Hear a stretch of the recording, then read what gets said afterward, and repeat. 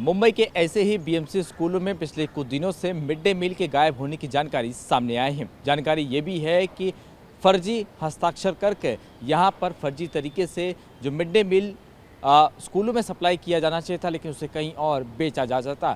इस वक्त देखिए तस्वीरों में ये ऐसे स्कूल है जो मुंबई के अलग अलग क्षेत्रों में है, जहाँ पर अनाज जो है वो भेजे जाते थे। खासतौर पर गेहूं और चावल दिए जाते थे ताकि उसका उपयोग खिचड़ी और अन्य चीज़ों के लिए उपयोग किया सके, ताकि उसे बच्चे खा लें, क्योंकि मिड डे मील के तहत बच्चों को फ्री में जो है सरकारी स्कूलों में खाना खिलाया जाता है। लेकिन इस तरीके से स्कूल बंद होने के बावजूद भी ये जो एक घोटाला हो रहा था कि उसमें जो मिड डे मील के नाम पर फर्जी जो अनाज है साइन करके कहीं और बेचे जाते थे, लेकिन स्कूल ने आरोप लगाया कि उनके पास ऐसे अनाज जो है वो अब तक पहुंचे नहीं। तो आखिर सवाल यही उठता कि आखिर वो अनाज कहां जाता था, इसके पीछे किसकी लापरवाही थी, क्या ऊपर के आला अधिकारी इस पूरे भ्रष्टाचार में शामिल थे, ये भी बड़ा सवाल है। लेकिन खुलकर कोई भी इस पर बात करने के लिए तैयार नहीं है कि आखिर बच्चों के साथ इतना बड़ा खिलवाड़ कौन कर रहा था।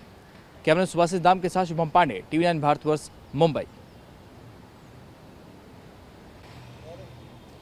मुंबई के इन्हीं बीएमसी स्कूलों में अनाज सप्लाई किया जाता था, लेकिन जब स्कूल बंद होने के बावजूद भी फर्जी हस्ताक्षर करके अनाज कहां सप्लाई किया जाता, इस बात की जानकारी कोई नहीं देने को तैयार है। लेकिन सवाल यही उठता है कि जब आखिर बीएमसी के स्कूल बंद हैं तो मिड डे मील का जो अनाज जाता था वो किसे बेचा गया है। इसके अलावा मुंबई के ऐसे तमाम सैकड़ों बीएमसी के स्कूल हैं जहां पर इसी प्रकार से मिड डे मील के नाम पर, उसके स्कूल के नाम पर हस्ताक्षर करके अनाज कहीं और बेच दिए गए। बहरहाल सवाल यही उठता है कि क्या इस करप्शन में, क्या इस भ्रष्टाचार में आला अधिकारी जो हैं वो भी शामिल हैं। किसके कहने पर आखिर ये हुआ कि आखिर जब स्कूल बंद है तो अनाज कहाँ भेजे गए थे। इसके अलावा मुंबई के बीएमसी स्कूलों की तरफ से ये शिकायत भी दर्ज कराई गई थी कि हमारे पास इस महीने अनाज नहीं है, लेकिन आज तक उस पर कोई कार्रवाई नहीं हुई।